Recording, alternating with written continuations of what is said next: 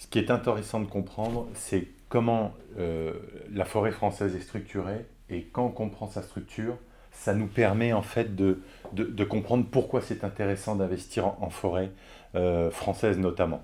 Ce qu'il faut comprendre, c'est que la forêt, c'est la quatrième forêt européenne. Alors, certaines fois, on entend que la forêt est troisième européenne, mais parce qu'en Espagne, vous avez des plantations d'oliviers qui sont des fois calculées comme de la forêt, comme une surface forestière, et donc pour ça que vous alternez le troisième et le quatrième.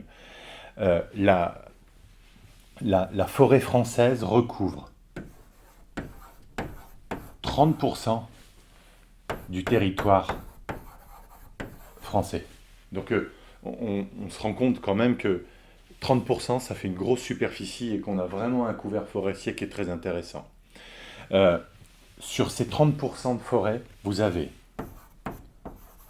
73% qui sont privés et donc forcément 27% publics. Voilà.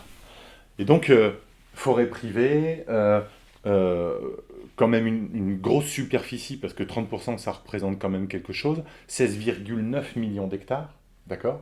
Donc c'est pas rien. Et donc en fait, c'est là où le camembert va se rétrécir sur notre investissement en forestier, c'est que 80% sont égales à 2,5 hectares en moyenne. Voilà. Et là, d'un seul coup, notre camembert, il rétrécit fortement. Ouais. C'est 73%, 80% font 2 hectares et demi. Donc ce qui va nous intéresser finalement, c'est les 20 derniers pourcents de forêt privée. D'accord?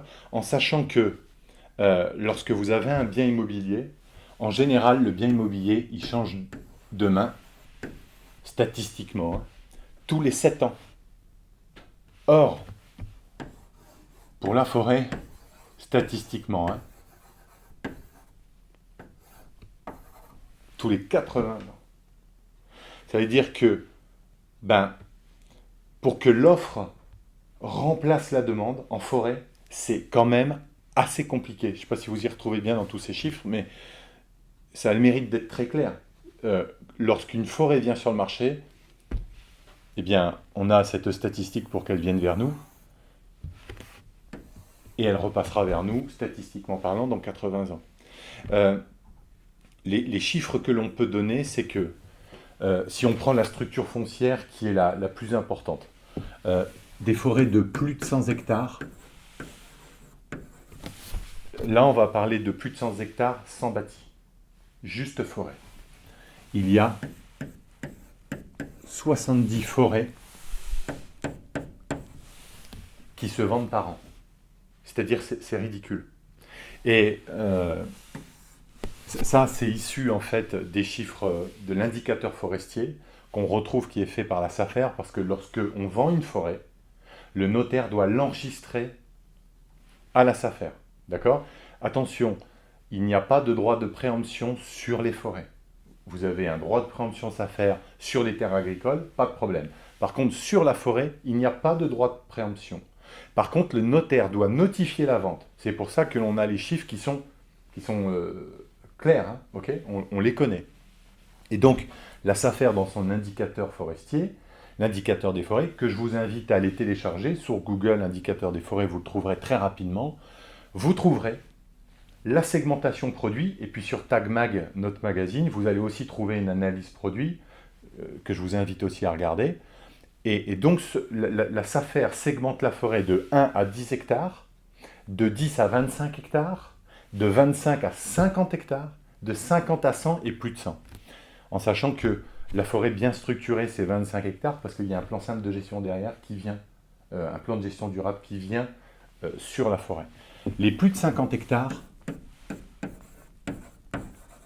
il y en a 155 qui se vendent par an. D'accord? Donc c'est vraiment ridicule. Et puis après, tous les autres chiffres, vous les retrouverez très facilement. Donc on voit vraiment l'intérêt pour un investisseur d'investir en forêt française, parce que Parce que le produit est rare, parce que la mécanique d'offre et de demande, elle est très compliquée. Ça peut arriver avec plein de mécanismes, mais voilà tout l'intérêt de la forêt française.